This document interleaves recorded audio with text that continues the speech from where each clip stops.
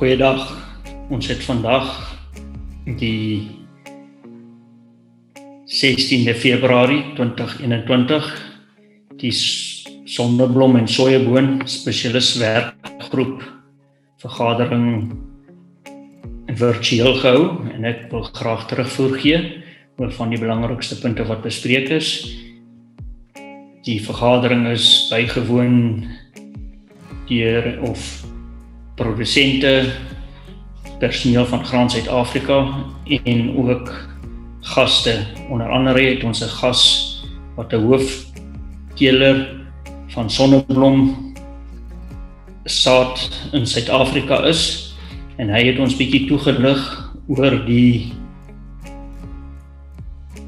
opbrengste van sonneblom, want die vraag was, hoekom styg sonneblom opbrengste in Suid-Afrika nie?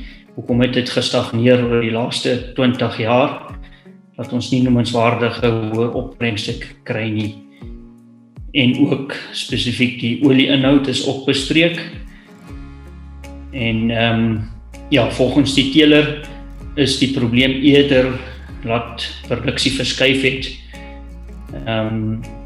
vanaf hoë potensiaal grond of van optimale planttye na laat planttye of na swakker lande toe en word nie meer as 'n hoofgewas aangebou. Sonneblom word nie meer as 'n hoofgewas aangebou nie. Geneties staan ons nie terug vir die res van die wêreld nie en dit wys eerder daarop dat van ons opbrengste as mense in die res van die wêreld plant, kompeteer hulle baie goed.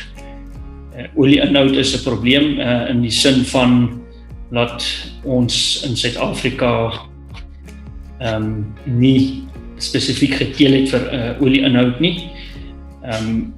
En daar is ook 'n bespreking gelei rondom BFAP wat uitgekom het uit BFAP se verslag, waar hulle die aanbeveling gemaak het dat produsente vergoed word of 'n premie betaal word vir hoë olie-inhoud. En ons het dit ook vanaf die werkgroep goedgekeur dat daar verder navorsing gedoen word om te sien hoe ons die produsente kan motiveer om miskien hoër inhoud sonneblomme te plant en ook in 'n optimale tyd te plant. Maar dit is spesifiek benadruk dat hierdie stelsel as iets in plek gestel sit word, nie produsente sal penaliseer nie, veral as die olie-inhoud laer is, maar wel net op 'n premiebasis vir dalk hoë olie-inhoud. Ons het ook terugvoer gekry van Dr. Mickey Human oor Sclerotinia navorsing in Suid-Afrika. Sy het 'n literatuurstudie gedoen oor al die navorsing wat sover in Suid-Afrika gedoen is, as ook die huidige navorsingsprojekte wat loop.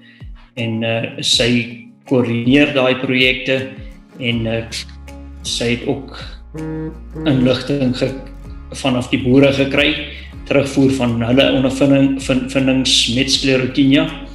En dit is spesifiek gevra dat al die navorsing ook op plaasvlak van toepassing gemaak word, dat dit bruikbaar is vir boere. Ja, dan is ook die lewering van sojaboon teen hoë vog bespreek. Afkrie het ingestem om 'n proefloopie van jaar te doen van hulle silo's.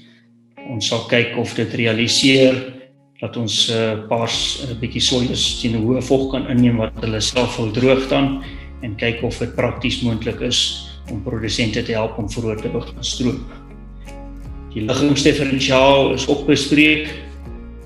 Ek kan ook rapporteer dat alhoewel ons nie sukses gehad het om die liggingsdifferensiaal by sojabone weg te hou nie, kan ons rapporteer dat Cefex met die Johan Strauss Universiteit Pretoria besig is om na 'n nuwe stelsel te kry, kyk wat baie meer regverdig sal wees.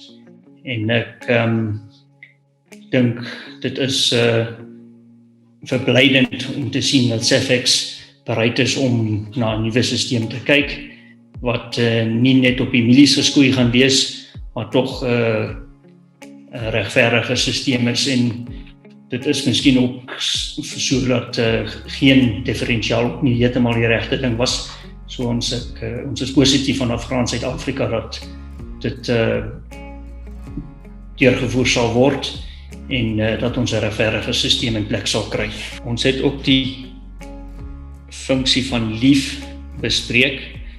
Dit is 'n graderingsstelsel wat die staat wil instel om die gradering by die inname van grane by silo's basies te dupliseer. Dit wat die opbergers nou al doen, wil hulle nou dupliseer, en dit het ons van Graan Suid-Afrika gesê kan ons nie aanvaar as dit ten koste van die boere is.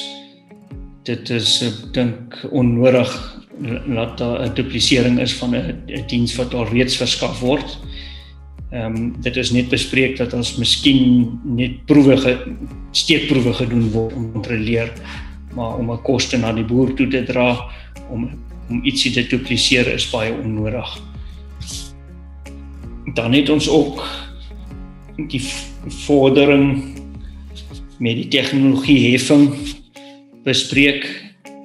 Ons het spesifiek terugvoer gekry oor die voordele wat tot dusver sigbaar is met die tegnologieheffing wat ingestel is. Onder andere kan men sien hoe drasties die saadkostes van sojabone afkom het. Ook nuwe kultivars toegewees en maatskappye wat bereid is, saadmaatskappye wat bereid is om in Suid-Afrika te belê.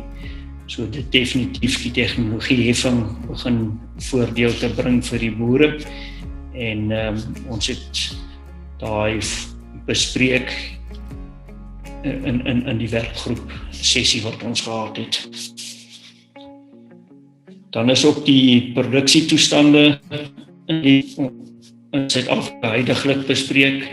Daar is van die boere wat ingeskakel was, het terugvoer gegee vanaf hulle streke. Dit lyk 'n belovende oeste buite te wees. Wat duidelik is dat daar minder sonneblom aangeplant is en meer sojabone. So dit is die algemene opsomming van die produksietoestande. Dan het ons ook die kongres bespreek, wat vanjaar virtueel gaan wees, net soos op ons vergaderings virtueel was sover. Die kongres sal die 3de en die 4de Maart 2021 wees, en ons het ook dan die wegbreeksessie van die sojabone en die sonneblom, wat op die tweede dag, die 4de Maart gaan plaasvind, bespreek, en ons gaan ook spesifiek gassprekers daar ook hê, en ons wil al ons produsente nooi om aan te skakel. Die detail van die wegbreeksessies gaan ook deurgegee word aan u. Ek sê baie dankie en totsiens.